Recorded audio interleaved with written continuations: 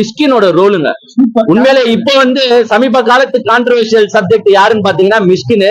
ஆனா அந்த மிஸ்கினை வச்சு ஒரு அருமையா படத்தை டிராஃப்ட் பண்ணி அவர் மெயின் ரோல். ஆக்சுவலா ஹீரோ என்ன மாதிரி மெயின் ரோலோ அதே மாதிரிதான் மிஸ்கினோ சரியான ரோலு. இன்றைய காலத்து இளைஞர்களுக்கு தேவையான ப்ரொஃபசர் யாருன்னா மிஸ்கின் மாதிரி ப்ரொஃபசர்கள் தான். Really hats off to the entire team. ரொம்ப கலர்ஃபுல்லா இருக்கு படம் பார்க்க.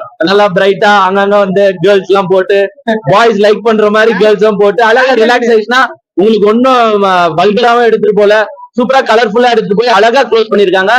இந்த வருஷத்துக்கு ஒரு நல்ல என்டர்டெயின்மெண்ட் படமா கண்டிப்பா இந்த படம் இருக்கும். நல்லாவே இருக்கு. லவ் டுடே எப்படி இருந்துச்சோ அதை விட இது ஒரு மடங்கு எக்ஸ்ட்ராவே இருக்கு அப்படின்னு சொல்லலாம். Hats off to the entire team. சூப்பரா இருக்கு, சூப்பரா இருக்கு. புரியல இல்ல அந்த மாதிரிலாம் சிவகார்த்திகேயன் அந்த அது காலேஜ் லைஃப் தான். பட் இது ஒரு ஸ்டெப் வேற மாதிரி டைவர்ட் ஆகி போறதுனால டானோட கம்பேர் பண்ண தேவை. திஸ் இஸ் கம்ப்ளீட்லி டிஃபரெண்ட் தான்.